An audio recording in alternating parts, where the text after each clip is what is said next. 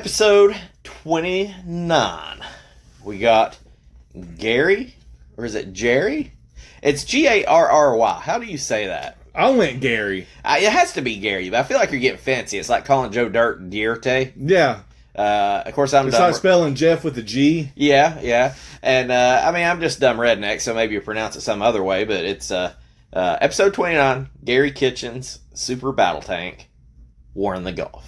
Which it really just says Super Battle Tank War in the Gulf, but then Garry Kitchen finds the need to want to put his name right on the top of it. So, And then the main title. Yeah, and he's got a couple more other Garry Kitchen things out there.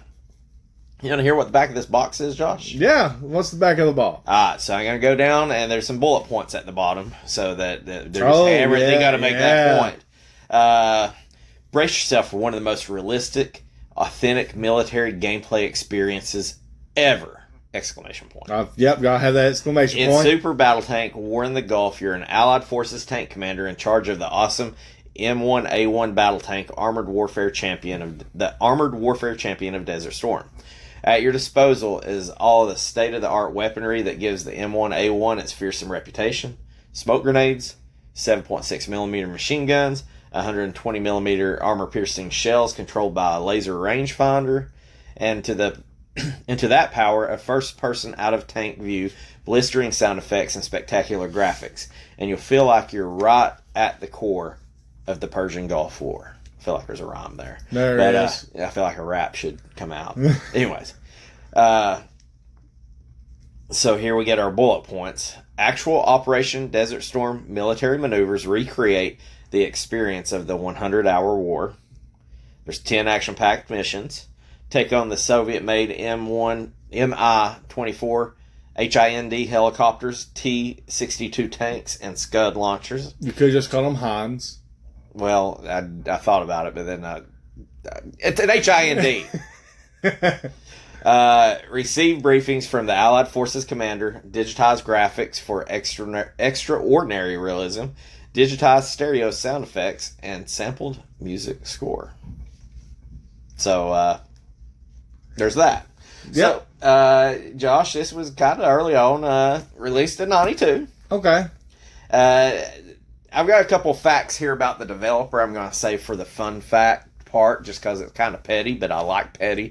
Like, I appreciate holding grudges and stuff, and so I feel like there's a little hurt feelings there, and I didn't really have many fun facts to go with it, so I'm going to hold out a little bit, because it was developed and published by Absolute Entertainment. It was released on the Genesis, the Game Gear, the Game Boy, the Super Nintendo, and the Game Boy Advance. It might actually be a Master System instead of Genesis. It was one of the Segas. Strange thing was, even though it was released in 92 on most of them, the Game Gear released this game in 2001, almost, 9 years after it came out. And 11 years after it, Game Boy Advance released it, but they put it under a different name. It's called Operation Armored Liberty. But that was kind of strange for a game to... That is. That's very strange. I mean, we're in the world of re-releases and HD remasters.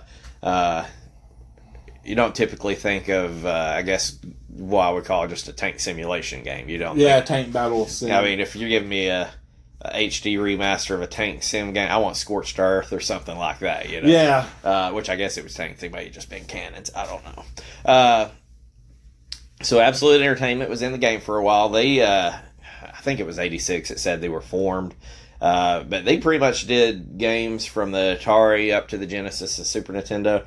They got absorbed really not too much farther after this game was released. I think it was in the same year. They were absorbed by another company, and then they ended up going bankrupt. I think it was in 96 or whatnot. But Garry Kitchen was one of the main guys that had moved over and started the company. I think a lot of those guys jumped ship, went to Skyworks, which did some decent stuff.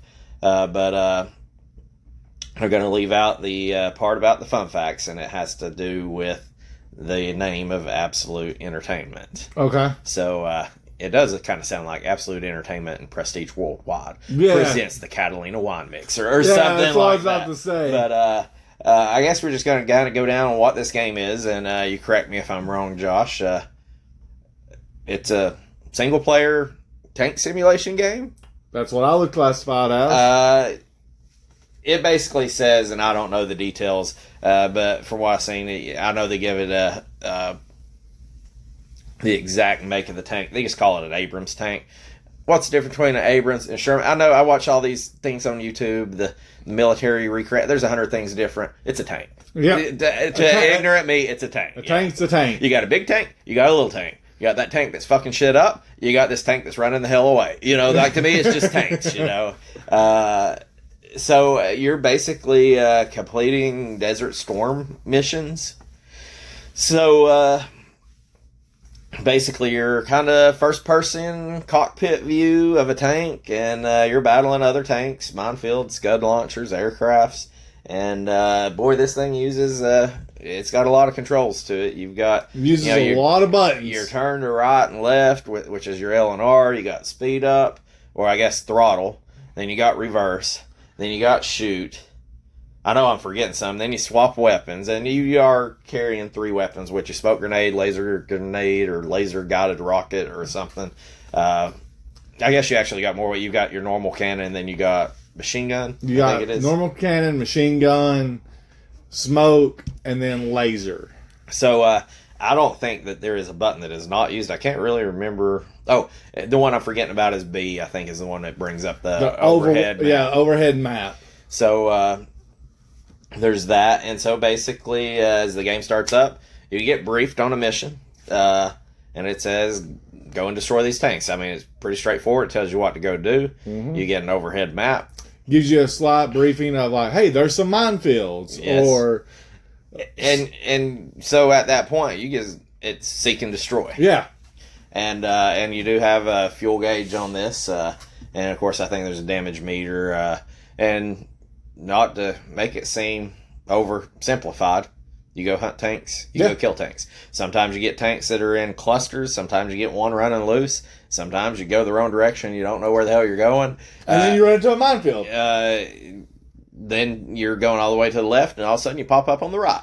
That happened to me a few times. You went around the world. In not 90 days, probably 90 seconds. Yeah. So, is there anything that I've left out on what the game is, the plot, or anything you want to add, Josh? You're ready to jump in what makes the game? We can jump into it because you covered everything. Okay, I've got this in makes and breaks.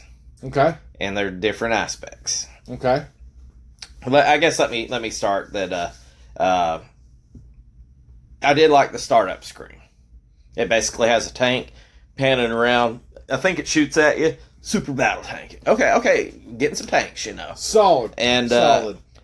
So I'm like, all right, I'm okay with this. Now I don't know exactly what I expect out of a tank game because I don't know that there is a whole lot of tank games out there. There may be.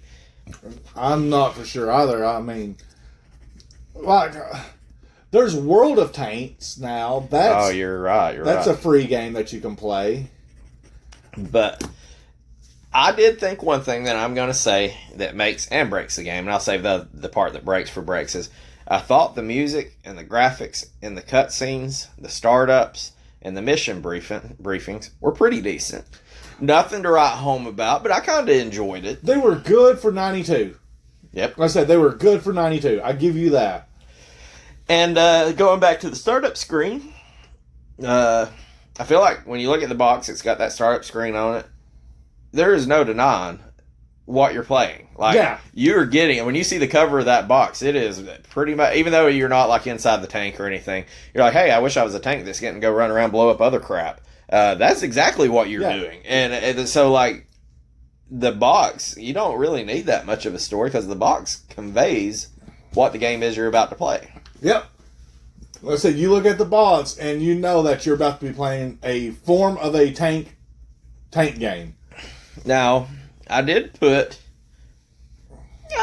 controls were about as good as you could expect. I mean, there isn't, just from what we play, there hasn't been a whole lot of Super Nintendo games that we played that you map every button. I mean, there's some that map quite a bit. I think Space Megaforce did all of them. Maybe. Mega Man done all of them. But imagine driving a tank with the Super Nintendo controller, and by God, that is about what you got. I guess you got the authenticity of it. It was a simulator, that's for sure. So, you know, I kind of have controls in the Break It Part 2, but they were about it. I don't know. I have criticism of the controls, but I don't know that I could really do a better job, I guess, is what I would be getting at. I definitely couldn't, because they used what was there to make this as realistic as possible. And I'm putting that in parentheses. And overall, I mean, once you got used to the buttons, it was understandable. Like, it really was. Like, there was a few little things here or there that sort of irritated me, but once you played around with it, you went, oh, that makes sense as to why they had to do it this way. And I think, like, some of the flaws when we put in here is, like, flaws that probably most tank games, and I don't know in 1992 how many there exactly was, but there's complications no matter what system, what controller. Like, it's just the problems that I have, I don't know how you fix them. So, like, I think you probably did the best with what you could. Yeah, I don't think you could fix them. Like, I mean... Now, I will say, like, a thing that I did like is, it kind of goes together, but, you know, in between the missions, you know, it gives you, like, that kind of shows the manila envelope. It gives you the mission information. It gives you a timestamp. I don't know. It says these are based off real maneuvers. I don't know if it's based off real battles or not. I can understand if it was a 100-hour war. If that was the exact ones, because they were kind of boring. So, but you basically had the superior officer out there, and he's barking the orders to you, telling you what's up. I did like that. And you do kind of get a feeling like you're really in the tank, like you're a tank commander, I guess. Yeah. Because, I mean, you're getting the Army General or the Allied Forces superior telling you, you're in this tank, there ain't nobody talking to you, there ain't really a whole lot going on other than the, you know, whir of the motor or whatever, you know, as you're traveling. But it does, I mean, with the display around it and all that, you essentially get the feeling like you're in a tank, because I don't really know what half the buttons are that's all over the freaking screen. I bet I probably don't know what half of them are if I was sitting in a real tank. Oh, yeah, no. I think that might have been probably the best part, was just the feeling like you were actually sitting in a cockpit of a tank. Yeah, I agree with you on that. And going back to the whole mission briefing and everything like that, it was it was satisfying. You got an objective. You completed the objective, and then it came back and it says, congratulations, you completed the objective, and then now here's your next one. Yeah. I mean, it was nice to actually have that little progression. It was just the little things that made it, you know, fun. I think that, for me, this game would have probably been way more fun if I was either just, you know, I'm sure some kids just grow up fascinated by tanks. I mean, they're cool, don't get me wrong, but, you know, or if I was maybe in the service and I've been in a tank, maybe I could appreciate it a little bit. But other than that, that's all I got that makes the game, Josh. What else do you have?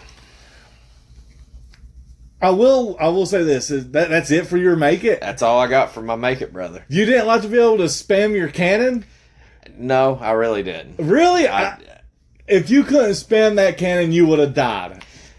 I'm glad they gave you a little bit of a help instead of like a real tank, because a real tank is probably like a boo.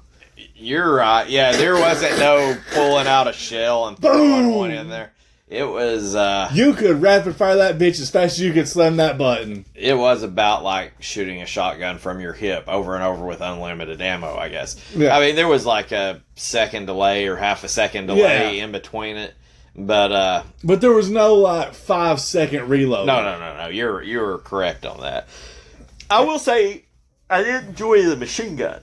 The machine gun was kind of fun. The machine gun was the weapon to use. It seemed less frustrating out of the bunch. I did enjoy that, but there is a finite amount of ammo that you have. It's not like you can just roll over a landmine and it says, hey, you picked up 2 mortar shells or nothing like that. You can't run over a destroyed tank and scavenge everything. Yeah, there's nothing flashing around like Star Fox where you say, hey, here's a shield or whatever. Here's a bomb. Yeah, I get that. But at the same time, like I said, I get what they do. And... I did. I said I liked the fact that you could spam the cannon button. That was nice. Okay. I liked the machine gun. The machine gun was the weapon to use, for me anyways, because of the whole aiming system. That's going to be in the break it. I used my machine gun nonstop until I ran out of ammo, and then I went to my cannon. Yeah, that was me. That and then when I got down to like the last tank and I was just done with it, I shot my little laser. Yep. Tank, which that was a one shot. Yeah, that's one shot. You hit somebody with it, they go. Yeah. No, that was a fun one. That was a quick way to end it. But yeah, besides that, I mean, I like to travel to be able to switch over to the overhead map and travel. The overhead map traveling made the game playable. It 100% made it playable. If you could not travel like that and actually, I will say that when you were traversing, I guess, the ground, especially in the overhead map, because you can't really tell when you're in the tank. I mean, it says you're going faster, but you don't really know what direction. I mean, you pull up your map, you see the tanks. You can't really tell if you're heading in the correct direction, but you can pull the overhead map up and actually steer it in the middle of that. And that made it playable. It 100% did. And that part was good. That saved this game. This game, if you had to find tanks blindly or in a first person view, I couldn't have made it 5 minutes into this game. It would have just killed me. I didn't put. It's not my favorite game. I didn't put as much screen time as I thought I would be able to, just because my make it section. There wasn't really a whole lot to it. I don't think there was a whole lot to chew on it, making it or breaking it. You know? No, there was. And like I said, I thoroughly enjoyed. I'm using thoroughly loosely here because that's what made the game for me. Like I said, if you did not have those little small things like that, this game would be a real big piece of garbage. What I've got excited about here, though, is I have a feeling that maybe me and you, on the last episode of the season, may have a different ranking on this game. We probably could. I mean, I can't believe that we have 8 straight games that we agree upon. So I've already went ahead and marked mine. Marked yours? I marked mine where I'm going to put it. So, anyways, anything else you want to say that you thought was good about it? I mean, just the little small things. Like I said, it gave you loose on the overhead map. It showed you where the minefields were. It showed you where other enemies were. That was real nice, because if this was an actual seek and destroy, this would have been a very long, tedious game. You're right on that too. If there wasn't like a legend on the map showing you all this, yeah, and I could. I go ahead and tell you, if I chase some tank down, I get blown up by landmines just randomly without knowing it, I would lose my mind. Yeah. Unless there was like a detector that could tell you, hey, like a beeping. I don't know if there's anything like that. I didn't see it. Like I said, like a little indicator or something like that said, hey. Maybe something over the radio saying, hey, possible minefield ahead. Yeah, a little. I don't think I didn't hear that, so I don't know if it was actually in there. I don't think it was, but that would have been something nice. There would have been. All right, so we're going to go ahead and jump into what breaks Garry Kitchen's Super Battle Tank War in the Gulf. Number one, well, they threw the kitchen at it. Oh, I see what you did there. The 2 things I said that make it, there's 2 things that say break it. The graphics and the music, while it's pretty good in the cutscenes, I didn't think they were that great in the actual gameplay. No. So it was kind of like a basic bitch is what I would say it as. The HUD... I appreciate what you done there. Give me a little bit more visual than the little slits. Now, I get it. It's a 1992 game. And if the whole game was kind of like that, I graded on the curve. But I did kind of enjoy the music. I did enjoy the graphics and the cutscenes. It's like maybe if you'd done the cutscenes or the mission scenes out a little bit, it would have made me not notice it perhaps as much. But I was just like, oh, okay, this sucks. It was like kind of watching a Super Nintendo start up, and then now I feel like I'm playing a really souped up Atari game. Yeah, the gameplay itself, sounds and graphics were not that grand. So very repetitive. I've got this in there then. I was like, they probably did the best they could with the controls, but I also put it in here, the controls are a freaking mess, I think, in it. and why I say that, and I put an asterisk, is I'm sure that's probably very similar to how the controls are in a real tank. Like, I don't think it's like driving a Mercedes down the road, and I do appreciate that. But even though you kind of get used to it, steering with your R&L with that, I mean, the first thing I did is I pushed left and my turret's going left. Yeah. And I'm like, hey, I'm not spinning. Trying to go, to me, the biggest feat was speeding up, slowing down, and turning left and right. Turning, engaging in a battle, trying to shoot this dude, this son of a bitch running away. I'm coming back to the chasing tanks. Oh, okay. There's the whole thing on chasing tanks. But so it's like, and maybe it's my mind, but it's like, I felt like sometimes it was like you were doing 3 things at one time, which may be the way it is in a real tank, when you probably got more than one tank operator, but I did not enjoy that part. No. I felt like the controls, they were just a fucking mess. They were, and like I said, I'm with you on that little extras. Like, I appreciate what they've done with the controls to make it as realistic as possible. But, like I said, I mean, the most confusing part was the D-pad. Like, you know how many times I panicked and tried to turn and just the barrel moved? I mean... Well, and I'm not a fan of the weapons that we had. I mean, we kind of touched in. They were okay, but also the whole shooting mechanism was pretty bad. Like, I'll go ahead and tell you, I shoot this damn cannon, and I'm watching it, because it looks like it's sending it over the son bitch's head. Yeah. And then he flashes. I'm like, oh, shit. And so then I'm like, boom, boom, boom, boom, boom. And I'm like, I don't know if I'm wasting ammo, if I'm doing damn damage. Aiming sucked on it, I thought. I wasn't a fan of the aim. For God's sake. Give me more than one laser weapon, or give me more machine gun ammo. I agree with the machine gun. I don't agree with the laser weapon because it was a one hit. But I agree with the machine gun. But also, I understand they wanted to be as realistic as possible. I keep coming back to that. You're not going to find ammo laying out there for your tank, but you're a video game. Give me some.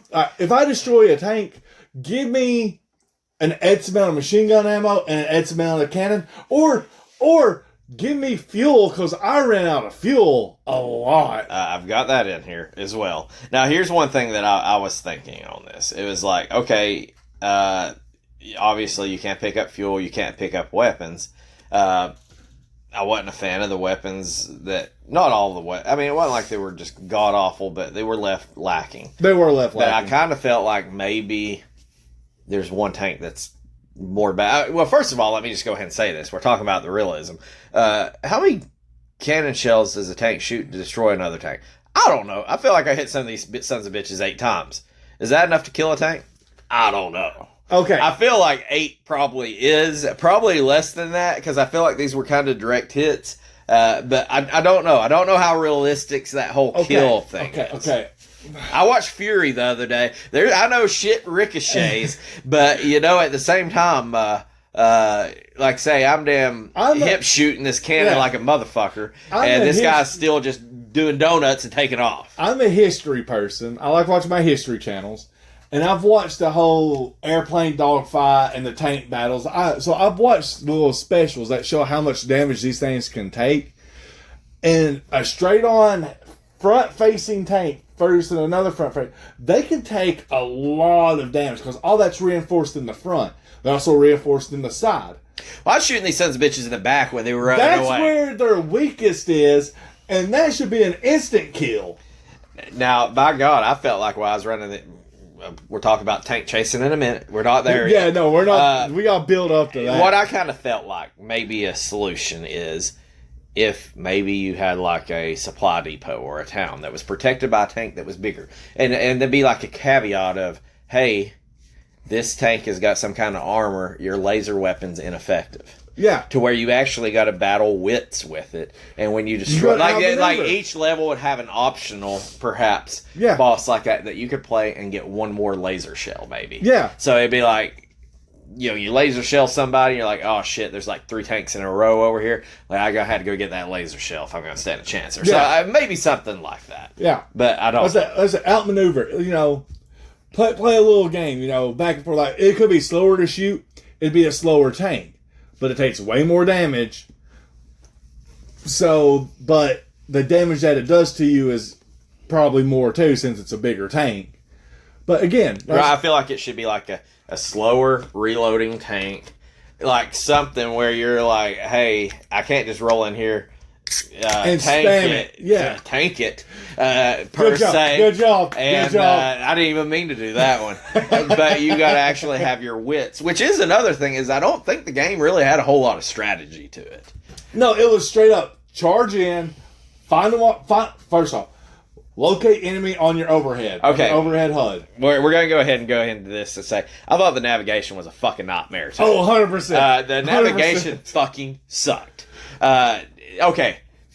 Forget, I had this actually in the Make It. I've put it in the wrong section. I noticed it. The navigation, you can get close. The overhead map makes it tolerable. Makes you get close. But by God, looking at horizons upon horizons of desert and sand while you're driving in the first person sucks. And looking for a pixel. And then all of a sudden you can see like a damn cannon bomb go over you, like bombs over Baghdad. Yeah. And you're like, oh shit, here we are. And it's like, let me guess it. Like, say this kind of goes in the strategy. It's like, I don't know how yours is. It's like, if you said, hey, George, explain to me, how do you think this tank battle is going to go? I'm going to go, oh, okay. Well, I'm going to locate him and maybe get one or two shots off, and the son bitch is going to run away. And then I'm going to have to go to the overhead map, trying to figure out how to throttle up by accidentally reversing, finding the son of a bitch, and then he's going to run off on me 2 or 3 times before I kill him. That's basically what's going to happen. And it's not really fun, and there's not really a whole lot of strategy, I don't think, in it, other than shoot the guys, message you can keep them in your sight.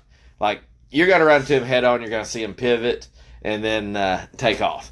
But that navigation was pretty bad. Even when you're chasing that damn tank down in the middle of the fight, you have to be right on top of this sumbitch, and you don't know what directions he's really coming from. Yeah, no, you don't. And that was the thing.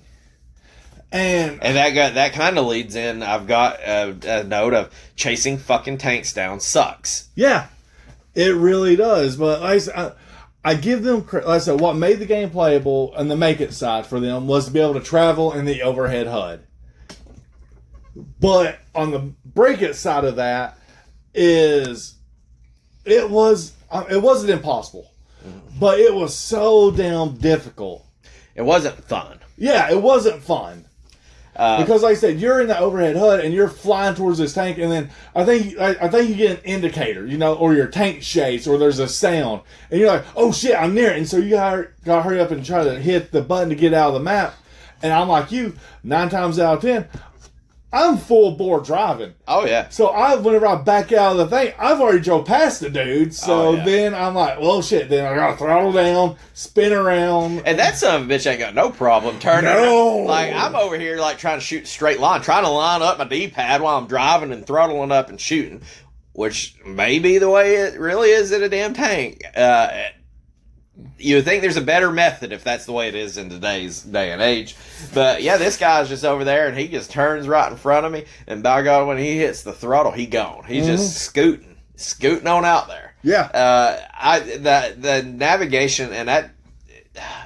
What was so bad was the navigation in first person was so bad you had to use the overhead. You had to. Which saved it. But when you're chasing fucking tanks down, it really sucks trying to chase down this one little blip out of this whole desert. Dude, I got to roll into it now. Because like I said, get it. I mean, these damn tanks could turn on a dime, and they had to have nitrous. They've been watching Fast and the Furious, man.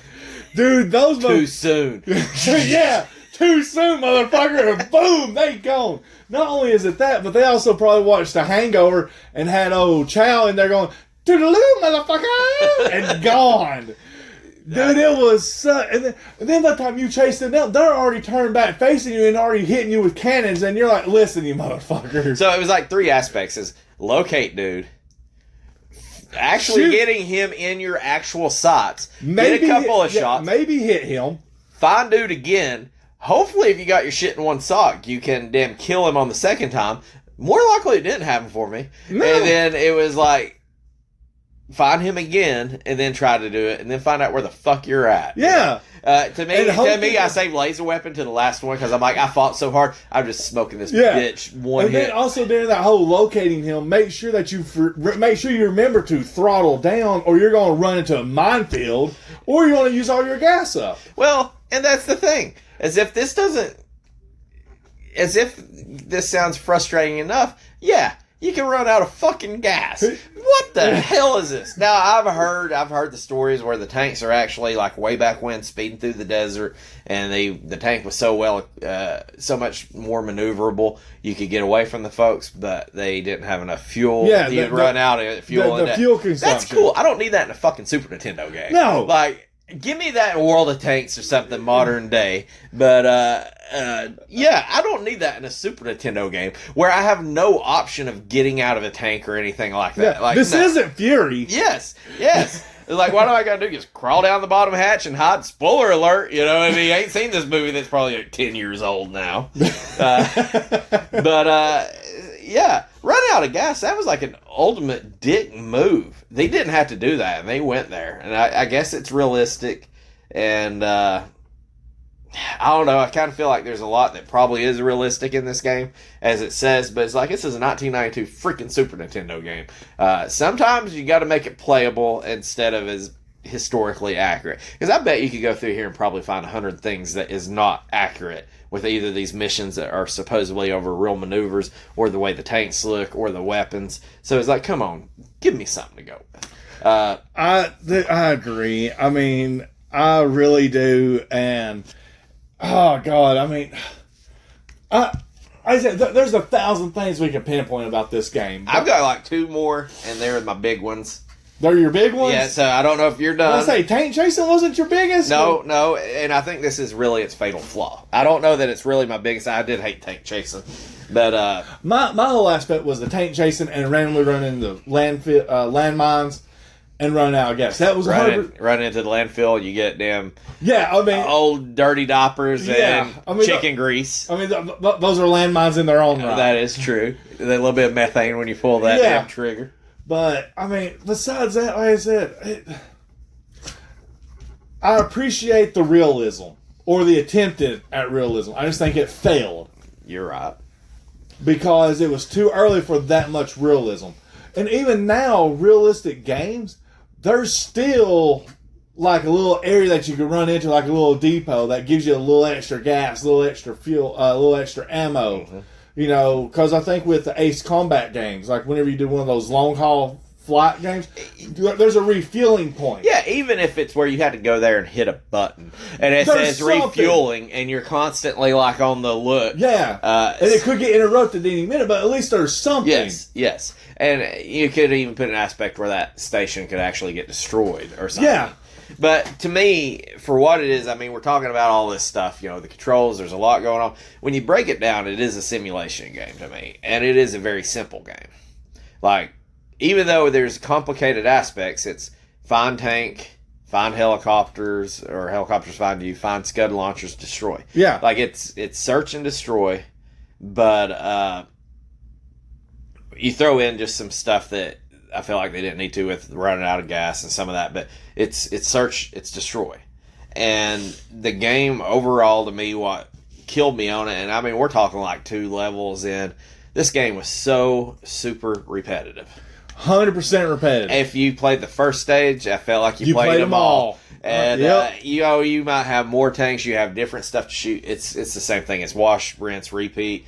And seek and destroy. And the game's not really fun to begin with, and it's really not fun because it's super repetitive. So, like, those things together, when you put something like, you know, I've referenced Halo, you know, 15 seconds of fun, repeated it. It does get repetitive. But you take that essence of fun and you keep going back to repeat. It wasn't that fun, but you kept repeating it, and it fell flat for me. Yeah. That, to me, I think is what the kiss of death was on this game to me.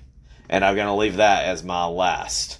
Yeah, I agree. It was 100% repetitive. It was one of the most repetitive games I've ever played. But to me, that didn't bother me so much because I knew what it was. There's not much you can do with the tank game. It was an okay game. To me, you know what? While we're sitting here doing this, I wrote this down. This is what it felt like. But this game, if you said, hey, explained it to me, is like this game felt like one of the Gundam or mech games mixed with Flight Simulator. But the Gundam games are way more fun, and Flight Simulator is way more fun. I don't know, man. I was going to say, with the exception, you know, this is essentially, Imagine, okay, we have correlation, it seems like, between these games. We got 2 FX chips. We got 2 sports games. What was it? Last time we got all the movies games. We got Arnold games. Think of it this way. I feel like this is tied in with Super Strike Eagle. See, what if this is the tank on the ground shooting Caw Boom Boom? Even though you don't see really a jet. See, that's a possibility. That's what I'm thinking. Like we joked about it and said that, what was it?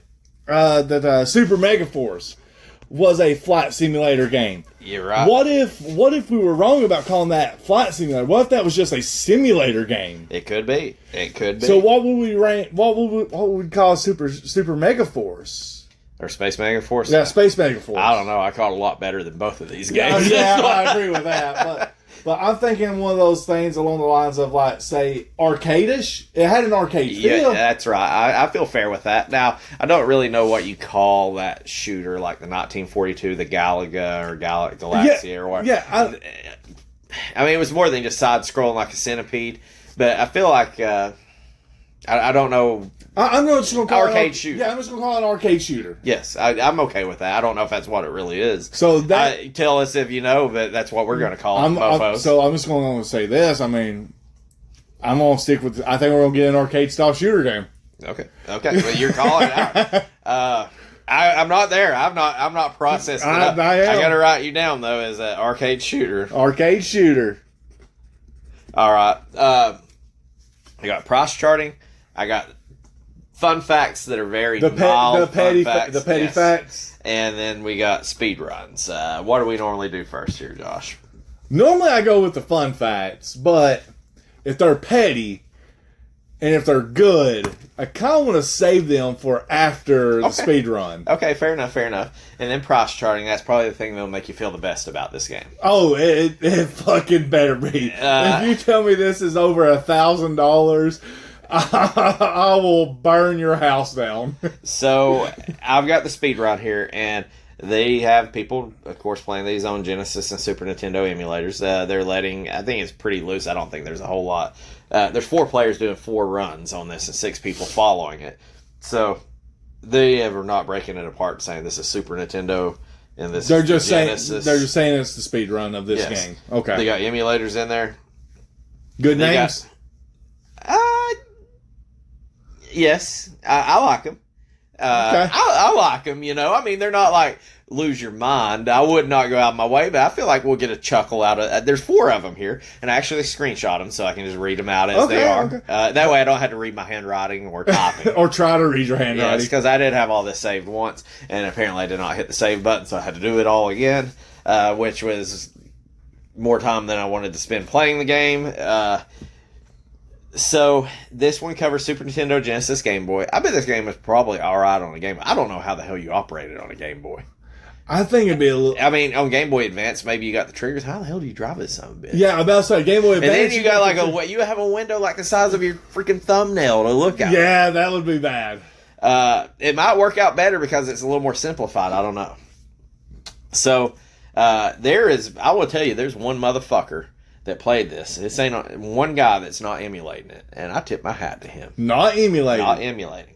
So they had beat the game quickest time, and then there's one that's called glitchless, and nobody did glitchless, so I did not care to go into it as much. I'm sure there's what the fuck is glitchless? There must be some kind of glitch, obviously. Yeah, I don't know. I don't care enough to look. Like, does the Konami code work? No, I would say I don't know. Nobody's done it, so nobody's cared enough to do it. So I didn't care enough to look into it. But it literally says glitchless and then parentheses empty. So to beat I think what was it, 10 missions? Yeah, it's like 10 how quick do you think somebody would do this? I'm gonna give my number out there, and I bet you mine is grossly over because of how stupid they probably flew through it. I don't know. You might be on it. I would say 45 minutes.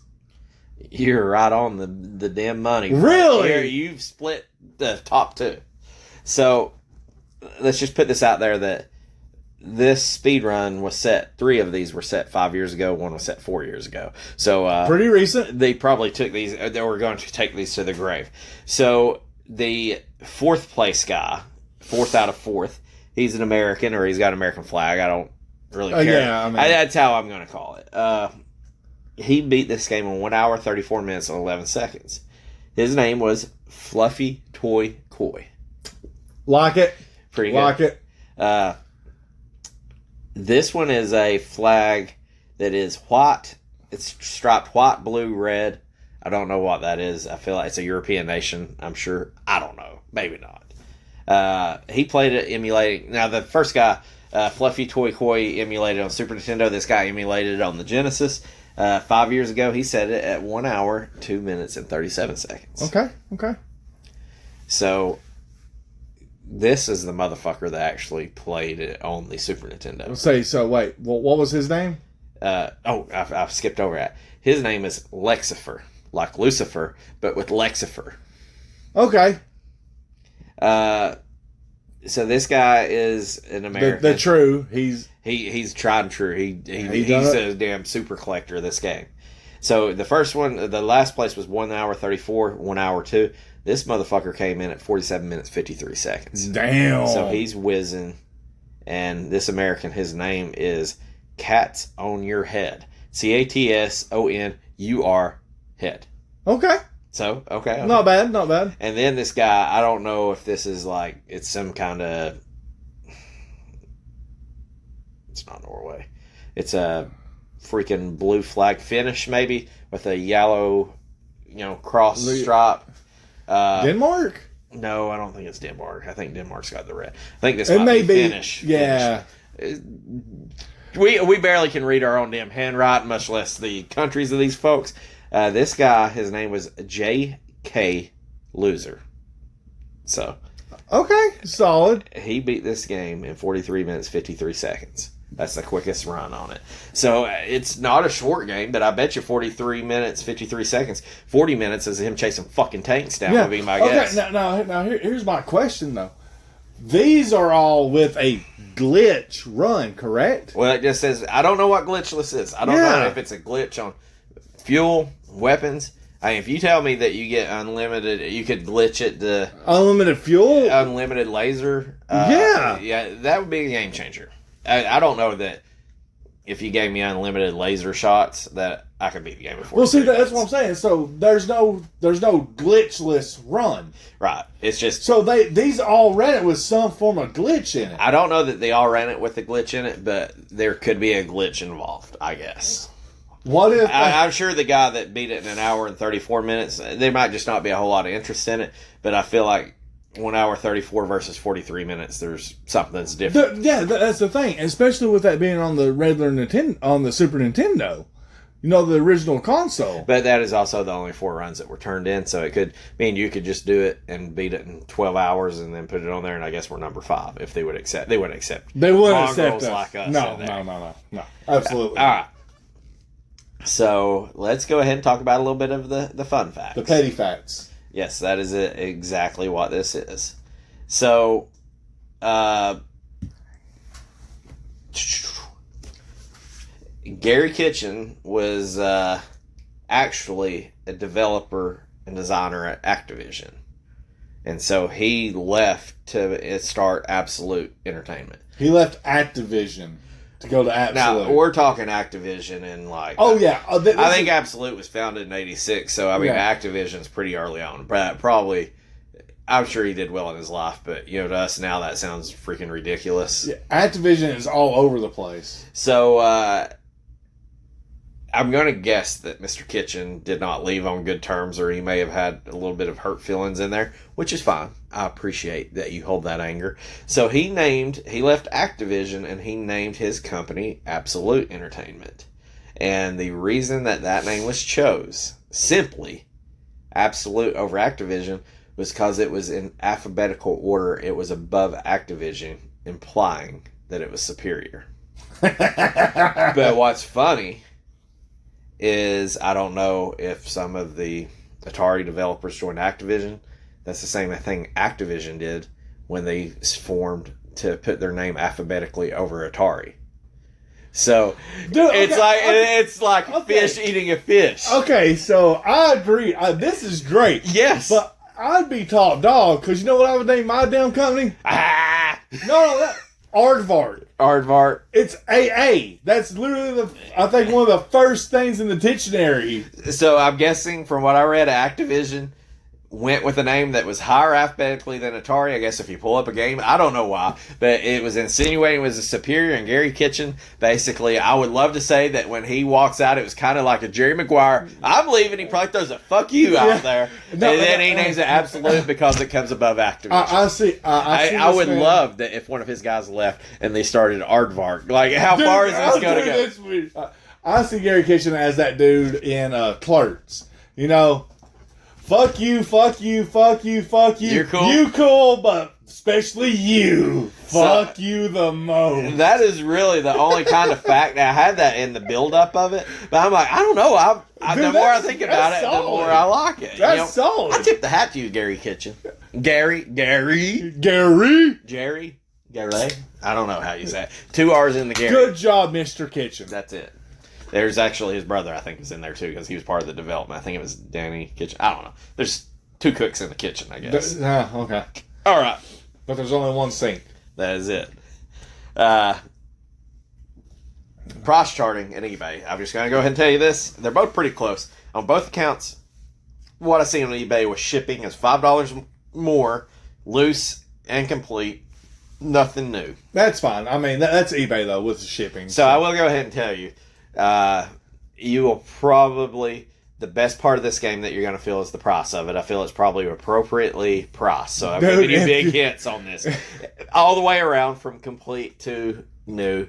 Might possibly, if I could get it for what price charting says and not the extra $5, I would probably buy this one complete. Just to say, because it's affordable. So... with all those hints. With that in mind, that brings me back to Roger Clemens. What would you say a loose copy of this game runs? $7. Well, you're close. Price starting had $6.56. eBay, pretty much going rate with shipping was like $4 plus 5 shipping, $9.99. I call it $9.99. $10 game. That's why I said 7. I knew it was about 5 in between 5 and 10, so 7. Do you feel good about that?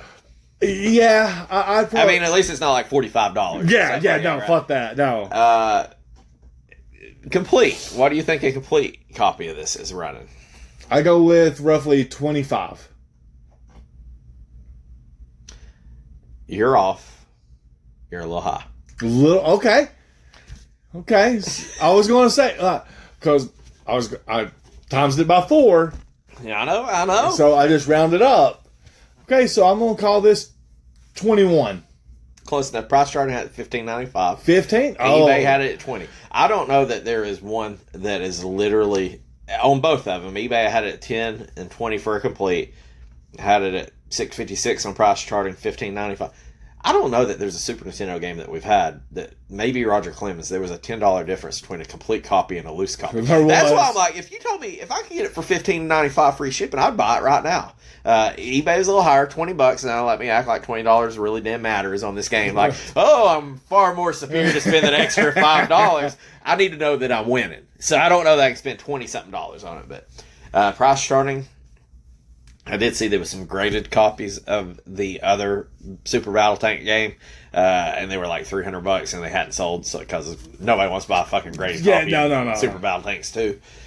But price charting, I'm leaning on it. What do you think? A brand new, freshly sealed, I don't know if it's freshly. There's a new copy sold. I know at least one did because they have it ranked, or they have it charted. What do you think that runs? I'm going to say $40.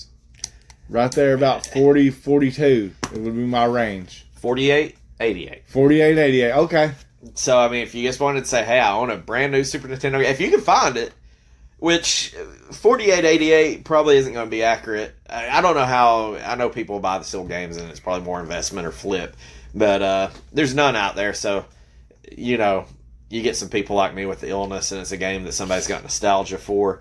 It goes to auction. It could go way more than 48, 88. Somebody probably say this game sucks and list it for $24.99.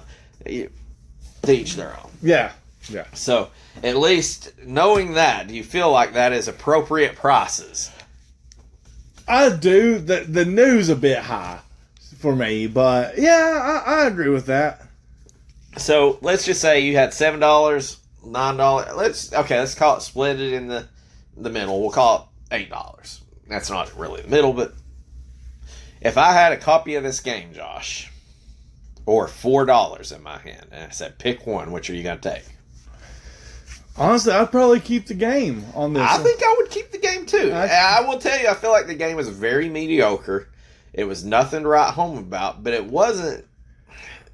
It wasn't so bad that I wanted to. I think I could play this game to completion if I really wanted to. Yes, absolutely. To me, this is how this game would strike me if I was back in like 1992, 1993. Paint the picture. It's a Friday night. Going to Food City. I'm hoping. Or I've already. Mom stopped. Said, "Hey, nobody's spending Stop. You go to the damn Save-A-Lot. You rent a game. I pick up this game. I probably play it, and I'm like, this sucks. But then while I'm waiting on my buddy to call me, see if I can come over and spend the night, I'd probably, while I'm waiting on the phone ring, put this in, hammer through a mission. As soon as the phone rings, turn that son of a bitch off. Yeah. I think I could enjoy it if I had nothing to do. And then if your buddy said, hey, spoke to the parents, you can't come over, then you're I would probably play this game, but I would go to bed at my actual bedtime. I don't think I would stay up late. Yeah. I don't think there would be any. Well, I don't know. That ranges on because there's no save system. If I was drinking beer in today's day and age, and I got six freaking like Space Megaforce, and I hate to even compare it, but there was a point where I'm like, I'm too far in. Give me a beer. I'm gonna hammer this bitch out. Like it's pissing me off, but it was still it was more fun. But I don't know. I felt like it was a very mediocre game. So you ready to rank this biatch? Yeah. All right. So me and Josh, I say it's uncanny, even though we're really on the second season. This is our 29th game. We appreciate different games. He's more of a fighter guy. We're two different styles of game. We are. I'm a RPGist fighter person, which I'm just going to throw this out here real quick. I mean, okay. Did you see that they're remaking my Mario Quest for the 7 Stars RPG? I did. Yeah. I did see that's coming out. Yeah. I never played it. Guess who's going to have that bitch on pre-order as soon as it comes out? Are you going to get like a pin or like? Dude, I better get something from Nintendo. Well, hopefully. Hey, I'm calling it right now. You call it an arcade shooter. I'm calling the Super Mario RPG next time. You're just going to call off that one game? Yes, Super Mario RPG. Okay, I will go ahead and tell you this. If I get it, you got to buy me a copy of the new game. Fuck you! There's no telling how much that thing is. It's like a 1 out of 600 chance. It is, but that game could probably be like $1,000. No, it's gonna be $59.99. Nah, bullshit. All right. Ranking 1 through 8. Okay, here's the deal. If I'm right, the beer's on you next week. That's fine. If I'm wrong, the beer's on me. I've got a cooler full of beer up there, so yeah, we're good. We're good. We're covered either way. Okay, 1 through 8. I'll take you to the Waffle House. Sold. Or we could go to Mexican and share the super nachos. Oh, that's solid too. Yes. Okay. Yes. Yeah. I like the chorizo part more than anything. Yeah. So, but either way, 1 through 8, we have exact same, Josh. We do. Mega Man X2 is number 1 reigning champion. Maybe next week we end this season, we might find out if Mega Man X2 is the best game that we played out of the 30, which is a pretty good chance. If not, I mean, I feel like we're 1 and 2 in it here. Space Megaforce is number 2. Solid game. American Tail Fifle Goes West, number 3. Again, pretty solid. Yeah. And then you start, I feel like them are the top tiers from this season. They're probably broke down actually into 3s, actually. Yeah. Number 4, NBA Live 95. Decent little sports game. If you break them down to 3. I think there's a big gap between Fifle and NBA Live. Yeah, Mega Man, Space Force, and Fifle, I would say, are A tier. Mm-hmm. Fifle is A tier because of the whole fact that if we didn't play Mickey and Minnie's Circus, that would have been an amazing game. Right, absolutely. So we're grading Feifel on a bias type deal. Feifel got Mickey did him dirty. Yeah, That's why he did. 100%. So NBA Live is definitely a B tier game. Right. Yeah, for this season, it may be way worse, but we got NBA Live. Even though the name sounds good and it rolls off the tongue. It does. NBA Live 95. God, it's so good. So good. We've got it at number 4, and then we hit the duo of FX chip games of Dirt Track FX and I'm going to go ahead and cut and you Vortex. I said number 4 and 5 are B tier. Well, I figure you pick your tier. It's either Dirt Track FX Vortex B tier or Dirt Track FX B tier Vortex. I do think it is. Vortex is a C tier. I think you're right. And I say C tier through F tier is at the bottom. So, Mega Man X2. Yeah, there's no D tier on this. Mega Man X2, Space Mega Force, Feifel Goes West. Number 4 is NBA Live 95. Number 5 is Dirt Track FX. Number 6 is Vortex. Number 7 is Hit the Ice. Number 8 is Caw Boom Boom Super Strike Eagle. So, which those last two are F tiers. Yes. So, Josh, do you know? Are you gonna? I mean, I've got mine wrote down. I don't know. I don't know if you talk through it. If you can convince me off of where I'm at on this game, and I feel like I'm probably accurate on it, but I don't really know how I feel about it. I don't think I have to talk you down at all. Okay. I really don't. I'll go ahead and tell you. Do you think you know where I rank this? I do. Okay. Well, let me look here and see where I did. Okay. Say, cause. I'm just going to go straight into it. I'm not going to talk this out or whatever, because I personally think this is right under NBA Live 95. So you're telling me? I think it's better than Dirt Tracks. So you're telling me Super Battle Tanks for this season falls right off the Mount Rushmore, right? Rushmore's only 4. It falls right off of it, though. Yeah. Just because. And I'll explain to you my. I'll wait. I'll wait until after you're done before I explain why I moved it right there. I don't want to sway you. Well, we're going to do something a little different here. I've wrote my number down. You did. Will you fold it up and tell me what that number is? It is number 5 as well. Fuck! What's your reason? What's your reasoning? Okay. Now we got to discuss. What's your reasoning? Okay. Yeah, so, you're looking at, like I say, you're looking at these tiers. Mega Man, Space Force 5, they're on a different level. Yeah, 100%. Way different level. So, really where I'm going is I didn't enjoy this game. It wasn't, like, god-awful, but it wasn't good. So, I'm like, I'm not going from the top down, I guess, really. How fun is this game ranked against others? I'm looking at how much better was this than the worst games. Where does it fall in the better or the worst? Yeah. Super Strike Eagle is horrible. Like, worst. There was a point where I'm like 5 minutes into Super Strike Eagle saying, is this worse than Untouchables? And I don't think it is, but we're going to look at the whole list after the next episode, and then we're going to have to come to terms with where we're going to be. Super Strike was pretty bad. Hit the Ice, I thought, really fucking sucked. It was a bad game.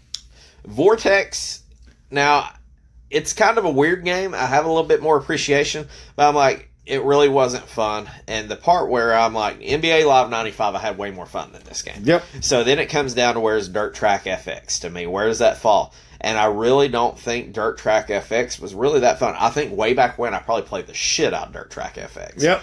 And I think that I can walk. I don't think that there was much. I ain't gonna say there ain't much challenge, but I think Dirt Track FX, it kind of felt like a game that was just kind of put together because they said, hey, we got an FX chip, let's put something together. And I don't say that Super Battle Tank. Now, you could probably argue and tell me why Dirt Track FX is better than Super Battle Tank, but Dirt Track FX, I think, kind of, and maybe it's the FX chip, visually, gameplay-wise, I didn't think it was that great. Super Battle Tank, I don't think was that great, but it didn't throw in as much extra shit. I mean, Super Battle Tank, if you can get the controls down, and then you just go through boring gameplay. Now, Dirt Track FX, I thought a lot of the gameplay was pretty boring, but then you're racing other people that could eliminate you. I don't know. I don't think that Super Battle Tank is that much better than Dirt Track FX. But to me, I think I would rather play that if you said, hey, here's 2 games. you got to play them one time. I'm not playing for an hour. Maybe I go dirt tracks. But if you said, hey, you got to play these and beat these games, I'm playing Super Battle Tank. I could just get done with it maybe quicker. That was me. That's my reasoning, is I think I could beat Super Battle Tank faster than I can complete a complete circuit and win a circuit with dirt tracks. I think that if I beat Super Battle Tank, I would feel more pleased, more satisfied with beating the 10 levels of that going on than racing around the same damn track that looks like the same damn triangles and polygons. Yep. Now, same triangles and polygons, when you insert that in Star Fox, was magnificent. It was. You put it in Vortex, and it didn't that's- really work out too good. And Vortex, I wanted to be better than it was. And Star Fox was the first game they released with the FX chip. I think it was. I'm not sure. I know it was only 8. Yeah, I think Star Fox was. So that means that they had that tier. They had, and that sucks for the FX chip, the people who created the FX chip, because they set that bar so high. Well, I'll go ahead and tell you, I've never played Super Mario World 2 or whatever, the one Yoshi's Island or whatever. I've never played it. That's an FX chip. I think that's going to be a banger. I'm looking actively forward to playing I will that. say, I agree. I kind of done fell out of the Super Nintendo by that time. That's why I'm like, hey, 94 is pretty much the end of it for me personally. Yeah. But I never really got it. I don't even know when that game came out, but I was kind of, the ship had sailed on that. And then I was really getting into upcoming Nintendo 64 hop and all that stuff. But, shit, we got one more game, Josh. Are we going to damn be twinsies all the way down? I can guarantee this. I can't guarantee this, but I will say that I guarantee this. If we pick all 10 games the same, I can guarantee that when we put them into the ranking, it's not going to match. It is not going to match. It's not going to match. And I think it's going to be fun because we forgot about some games, and, it's kind of like Dragon View. We felt like we did it dirty. It was bad when we played it, but then when we played other games, it's like it really ain't that bad. So it's kind of, I'm interested. Yeah, Dragon View we did do dirty because that was a very first game that we started with. And I feel like when we get into these middle tiers, when you're talking the B and C tiers, when we get in there, it's just personal preference. It is. I can't argue that you're going to be wrong or you're going to be right. But the bottom tier and the top tier, I think, is going to be pretty interesting. There's an order there. So I feel like there's an order there. The bottom tier, I feel like, could be a fight to the death on whether you say one game is worse than the other. I think we could disagree. And at the top tier, the same. Yeah. We've already said Fafo Goes West isn't as good as Mickey and Minnie, so I expect that to be lower than Mickey and Minnie on both our lists. But Space Mega Force Mega Man X2, that's going to be interesting. That's up there. That's up there.